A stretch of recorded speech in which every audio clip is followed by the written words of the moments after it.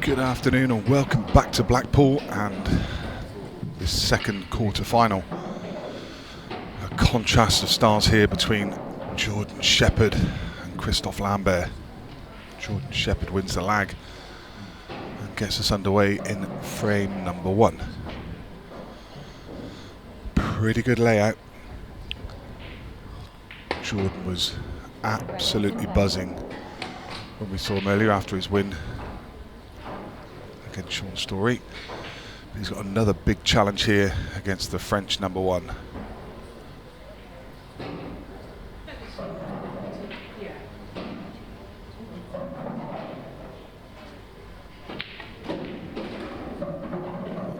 An early miss, unexpected miss. Not a total disaster. There's work to do on the yellows. That was an unexpected miss. And that really was the key to the frame. If he gets that one, everything's there. Now joined on comms by Simon Webb. Good afternoon, sir. Oh, we're into the afternoon. Yeah. Good afternoon, Nick. How are you? Yeah, good, thanks. I've just been in the Queen's Room watching some of the Tier 2 Challenger. Really has been good fun watching those guys. Really good standard of pool. Yeah, the depth is amazing, isn't it? Yeah, that room absolutely buzzing. There's every table in action. Ladies game going on in there as well. Fabulous to step across there now and again and have a look. And as you say, the strength and depth is fantastic. It's the future of the game is in safe hands. When yesterday we saw the young 17-year-old Jaden Billingham win the Challenger, and he's going to be in the pro ranks for next year. And he's going to ruffle some feathers next year as well. You can just tell he's that kind of player. I've also been watching young Cohen Bradford. I don't know how old he is, but probably 14 years old, I guess. Playing an amazing game. Another deep run for him. There's so many youngsters, so much talent. Yeah, agreed. I don't know how they do it at that age. I mean, Jaden yesterday just didn't look like missing. You think that final may have phased him slightly, but he was incredible. Such a young age. Amazing confidence and bottle to be shown. Just to stride through that final against a top player. Oh, this is building up to being a really interesting finish. You keep thinking that Christophe, he played a brilliant shot to not open up the two yellows at the top of the table whilst making the combination. Just missed the cannon, but that's gone wrong. But it almost feels like a big pocket double. And I think he's still got high hopes of getting out here, even though it looks dead. Oh, he can see the one at the bottom. Didn't think he could get through here. And this is now a tough shot.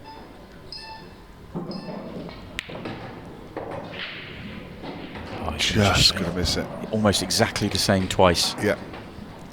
Not sure it would have had enough pace anyway. If he'd have hit it full ball, I'm not sure he'd have dislodged it and been left on anything. Just needed a touch more pace. Hard to judge the pace when you're playing it with a little bit of spin, sending it up the middle of the table. So what do we do here? Does the nearest one go long? Doesn't look like it from here, but that's what he's targeting. Oh, that looked a clear foul. Well, it is. It's going to make it easy for the referee, the cue ball going in off. Yeah.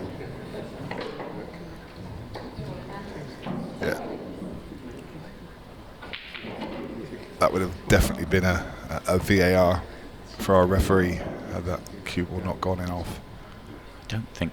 I mean, it would have been. I know that Trish would have come in and used the VAR and absolutely make sure it's right, but I don't think it was particularly close. No.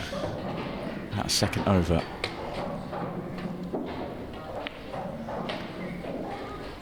Both players getting a good chance, or a chance. I'm not going to say Christophe was a good chance, but both players having a chance in the opening frame. Yeah, I mean, it wasn't a bad layout for Christophe, just that one problem area at the top of the table, and you expected him to deal with it. So Jordan would have feared the worst when he missed the ball initially. He's given a second bite of the cherry.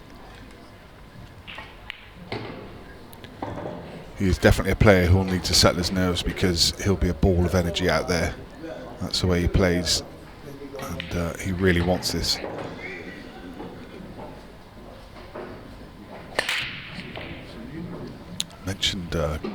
mentioned Cohen Bradford earlier. Just looking across at the Challenger Tier 2, he's actually 4-2 up against a previous winner, Jasper Bandel, to get himself into the quarterfinal. Super run by the young man. No fear. Doesn't matter who they're playing.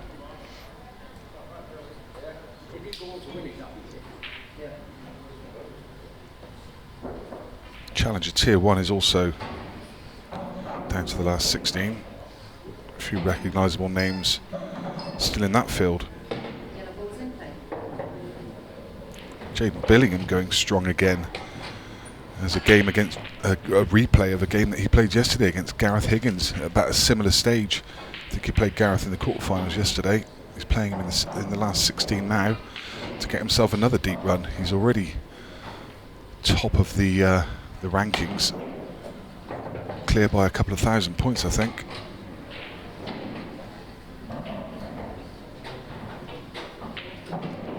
Yeah, shaping up well.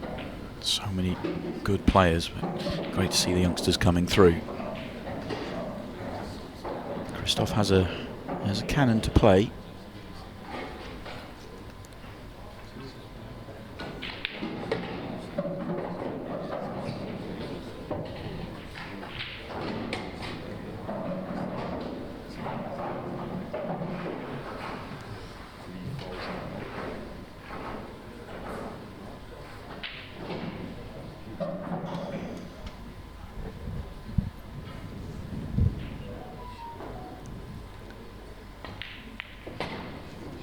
Nice shot.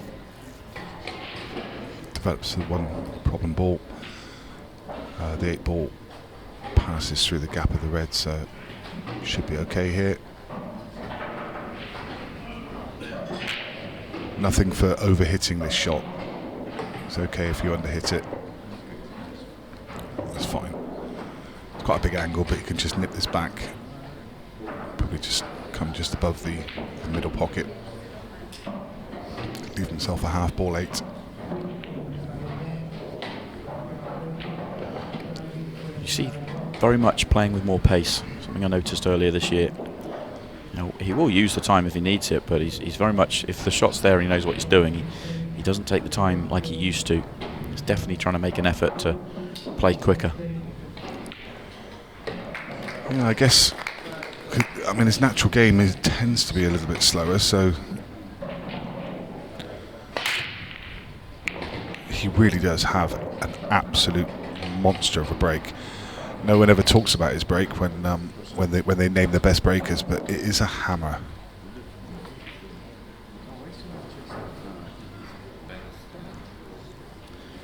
Yeah, he said he's got a new break cue, and he's really happy with it. You can see why. Yeah, fabulous timing. That nudge is okay. Just screw across now. It's got the angle to stun across table to the left-hand side. Probably just play to an area in between the, just in between the yellows to give himself an option. So you probably play the one to top left now. But yeah, he left himself options. He's going to take the middle one.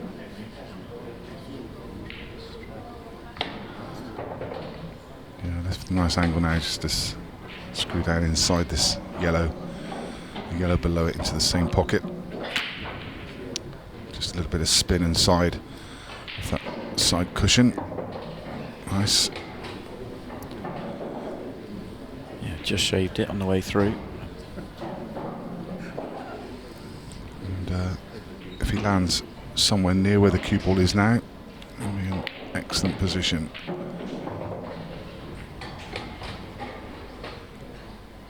Formality now. Never have to worry about Jordan's speed around the table. Very busy, isn't he? He looks very focused. Always very quick around the table and eyeing up what's going on. Doesn't mean he takes anything lightly, just does it all quickly. Mind you, I've just watched a young lad in the Challenger Tier 2 in the last 16. I think his name was Liam Fry. I reckon he's quicker than Sean Chipperfield. Really? She's the partner of another very, very quick player, Darren Mcvicker, who's one of the quickest in the game, playing in the Challenger Series. It was Darren that did the maxi, wasn't it? Racking his own balls. Yes. Quicker than Ronnie O'Sullivan's Yes. fastest ever maximum break. Yeah, if anyone ever gets a chance to watch that, it's on YouTube. Just put in Darren Mcvicker, fastest 147. I can't remember the exact time. It's about 4 minutes 20 or something. But he's racking his own balls. If you look at the comments on YouTube, it's like, oh yeah, it's doctored and so on and so forth. It's not. I mean, that is Darren. You know, and if you knew Darren, you'd know that was 100%. He is quite incredible. Spotting his own 8 ball. Yeah, makes a 4 minute 25. It's almost impossible. 147. It is almost impossible to do that. It really is ridiculous. I think it was. I can't remember the guy's name. There's a guy who organises a lot of games in and around Plymouth, where Darren's from, and he'd kind of set a challenge for Darren, sort of bet him 20 quid or something that he couldn't beat the time, and Darren had a few goes at it, got there in the end. Yeah, very impressive. Obviously very different in way of doing it, obviously not at the Crucible, but I take nothing away, it's absolutely outrageous. Yeah. While we're talking about that, Christophe very quickly going through this chance. Perfect shape. Just to finish these off. Be careful with the one down the cushion. Does need to get a good angle on the yellow right centre. Just the red between the two yellows on the right hand side playing quite big. And he will be on the cushion, so it's going to be difficult for him to control coming back for the gap. So he'd rather go forward and get to the right hand side cushion. So he needs to get above the yellow. Has to get quite close to being blocked by the red.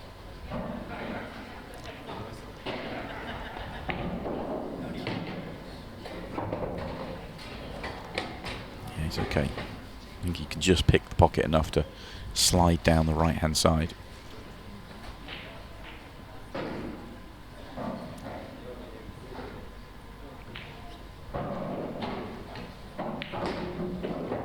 Ooh, too far.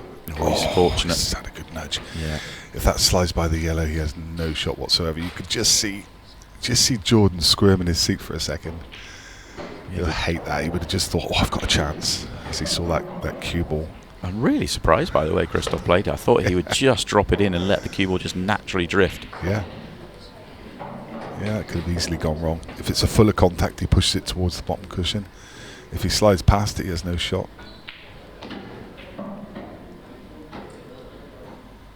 Super start from both players. This is shaping up to be a great match already.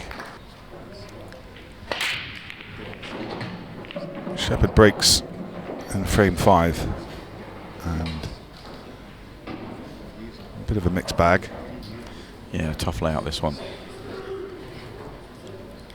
Red doesn't pass the yellow to the bottom of the table, making that red really bad. Yeah. And reds up the table aren't brilliant. They're probably better than the yellows, but the yellows are, as you can see, all around the table, but awkward. And I don't think the yellow nearest the bottom right is. If you can get to the potting angle there, then yellows probably need to be the set, but I'm not sure how you do it. He's looking at reds.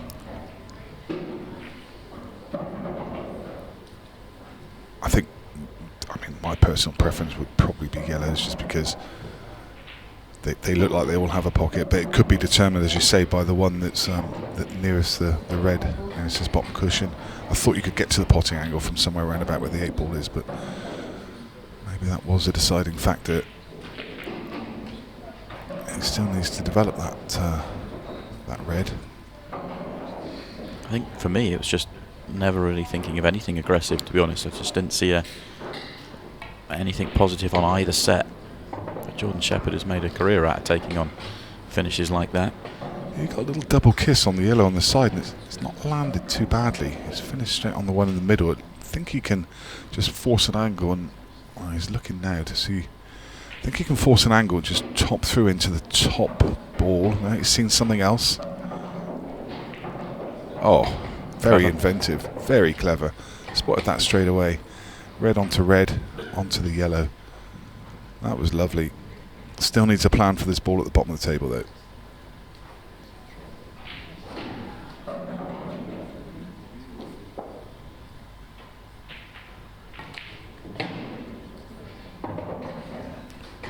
Just wonder if he can get to it. No, not from these angles. I was just wondering if you get to it to the bottom left, if there was just enough showing. Doesn't look like it. If he's 9 inches further down the table, then he can get across there, but not from here. He needs to cue this well as well, because he needs to come. Oh, that was a great effort. I mean, he put some absolutely zipped off the cushion. But he's going to have some rakes aside. Yeah, he's going to have to pull out something special here.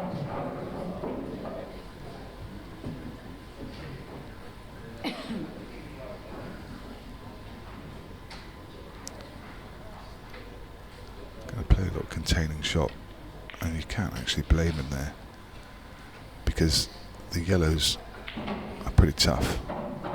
Hasn't left an opener. Well, I mean, there's one at the cushion, but you never want to take that on. Yeah, good safety required, you feel, for Christophe. Difficult to play an absolute guaranteed safety. You feel like you can put it in a good area of the table, but you're probably still going to leave Jordan a half chance.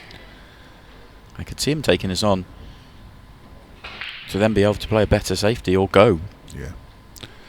Yeah, Jordan kind of rolled the dice there with that one, knowing that it's a really tough layout for Christophe. Cue ball, if that cue ball drops, it's curtains. And it does. Yeah, don't blame him for taking that one on at all, though. If the cue ball doesn't drop there, Jordan's got a horrible little fiddly thin cut into the middle. And a tough layout, but as it drops, that's the difference between a really simple finish and a tough one.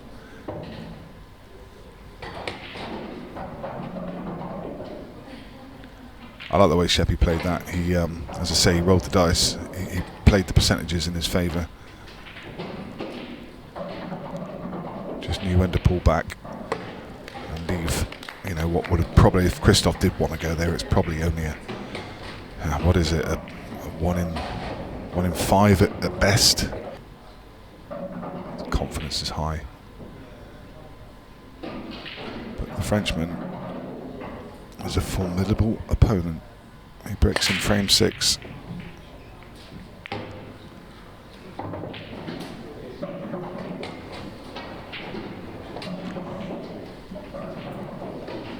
Yeah, a very good break. Really good chance just to tie the scores up pretty quickly here.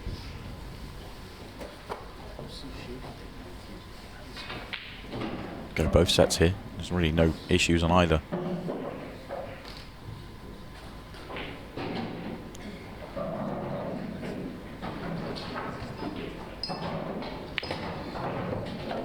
Yeah, going yellows and nice to come down for this one straight away.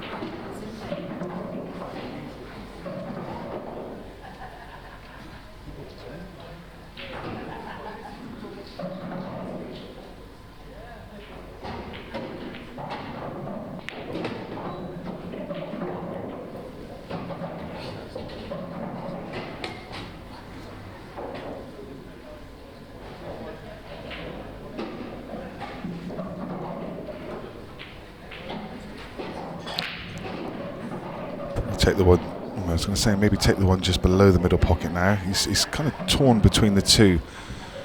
One to top left as well. You wonder if he's going to get any better on the one to the middle. It's not difficult to get back on though. I can understand why he took that ball.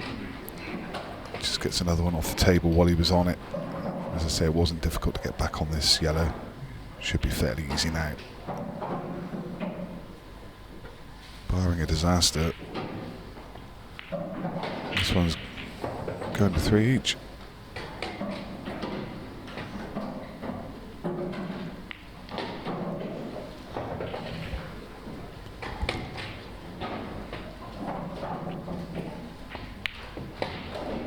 Great standard of pull.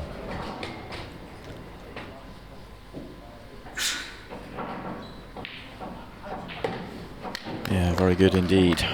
All about the break there. Massive. Opens it all up, and Taylor is 3-2 down to Lindell Vine. Marion Junior Custody League Players already given you that score. Jeanette Baptiste 5-2 up over Becky Watkins, and Mary Talbot 3-2 down to Anne-Louise Arkle. Cue ball agonisingly finds its way into that pocket, gets kicked in. That will frustrate him because it took a couple of, 3 kisses to find its way into the pocket. And look at the look on his face. Yeah, disgust. Quite rightly as well. Just touching on that very last result you mentioned, Mary Talbot, really good to see her in the latter stages. She came through a tough game against Harriet Haynes in the previous round in a hill game. She won the decider. Mary, of course, comes across from a snooker background. She plays snooker and Chinese 8-ball, and she's giving English 8-ball a go. Really good to see. Last time I spoke to her, she was, it was her first event, and she was kind of getting used to the dynamics of the cue ball and the table. She looks like she's, I remember she played Harriet Haynes in that first event and just came up short. That was a hill game. She lost the decider, but you could see she's a class player. She's got that brilliant snooker stance, just classic. And you knew she was going to do some damage in this field at some point or another. She's in the last 16 with a good chance. Yeah, knocked out the number 1 player. And battle again, but every chance to go on. I don't know if he played to cannon the red. Definitely didn't need to. I mean, that cannon could have only made the red worse. I think he must have been trying to come low of it. Can't have possibly tried to cannon it, surely. It will still drop in. Yeah, but I mean, it could have just so easily frozen. Yeah. On the cushion, which makes me think there's no way he would have wanted a cannon.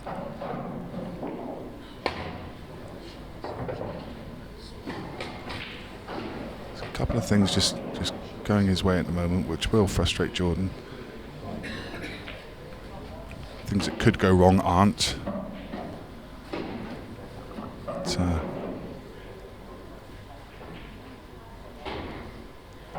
Christophe taking advantage, and rightly so.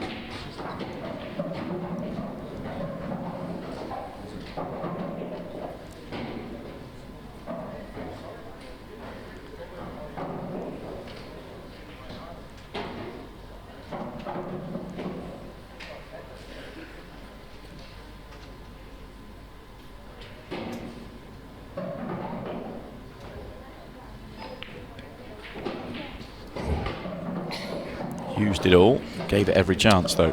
Yeah, just pushed it towards that far knuckle. You can always tell when a player's concerned because they just pause and watch the ball, as he did.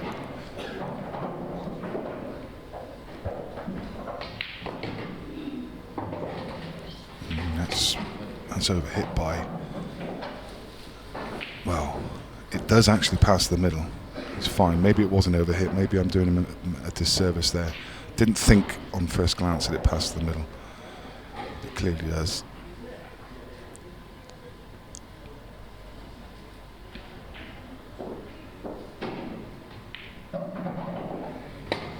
That's against the Jordan Shepherd break, the reverse clearance.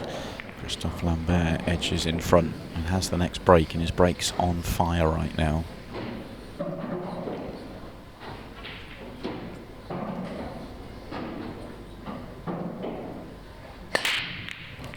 Another crunching break. He's really hitting that well, isn't he? It's one of the best breaks I've seen all weekend long, consistently here. This is 3 straight monsters. Absolute perfection on contact. Yeah, absolutely. Yeah, I mean, he's just nailing it from centre to centre, no side on the cue ball, just sending it straight back up the middle of the table. As you say, complete perfection. Wants to go reds here. The yellows are a mess. He's going to have to open with a plant. It's just off straight. Just needs to be made. It's set to the right knuckle. Yeah, good opener. It's gone really well as well. Yeah. Everything to plan. One red that didn't go now goes. No damage done with the other ones that were moving. Very good shot.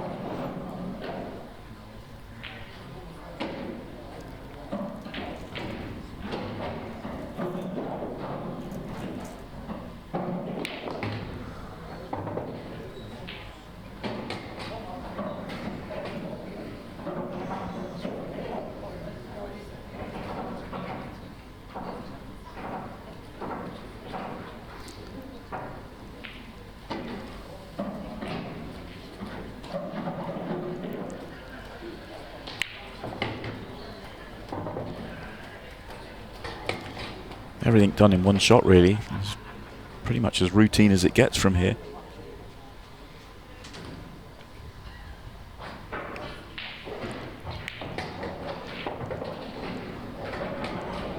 Yes, indeed. Jordan Shepherd was 3-0 down against Sean Story and came back. He's going to have to do it again here, as he's going to go 2 behind imminently.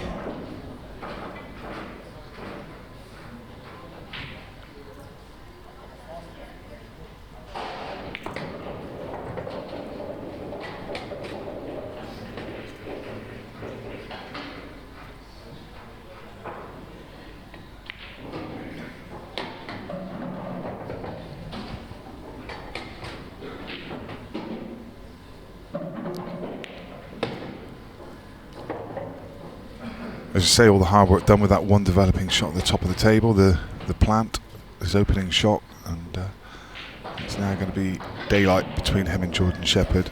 Christophe Lambert leads 5 frames to 3 in this crucial match, who has also a 59% win rate over 110 matches, 54% of frames won.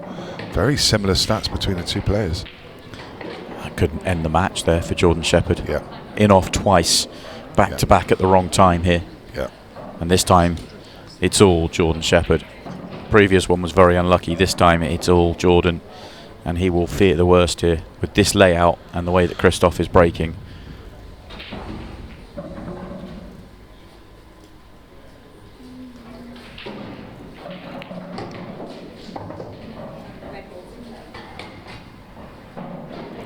Yeah, he's been clinical so far, and there's not too much work to do here.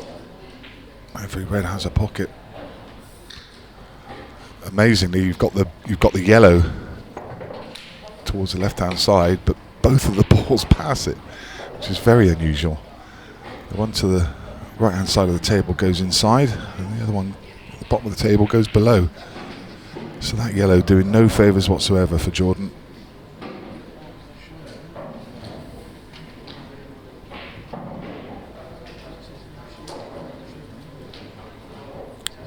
He'll probably just come down the table and probably play the plant now. Yeah, it's feels like frame over already. Felt like frame over after the break, to be honest. Yeah. Christophe's playing too well.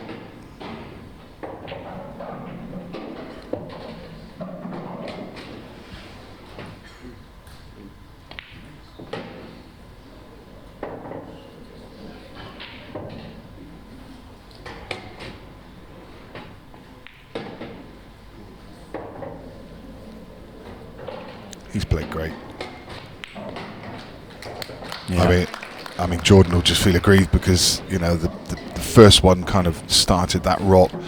The first in off, and it was kicked 3 times to go in off. But as you say, the second one was just down to the contact. First one he gets slightly wrong, and he's dry because of it. Amazing. Amazing how this game twists and turns. Yeah, just came across this one. Still huge power. Look at the number of balls in the top half, but not quite as clean as the previous. Oh dear. But he's still going to get to the table with a great chance. That was tough for Jordan. Yeah. Yeah, that was horrible. Could have had a much easier layout there. And all he's done with that shot is open up everything. Which is what he was trying to do, but he didn't get one to fall. Yeah. I think that's curtains. It would take a major error from Christophe Lambert not to put this one away right now. These are all here, but can't take it for granted, but they are as good as you could hope for.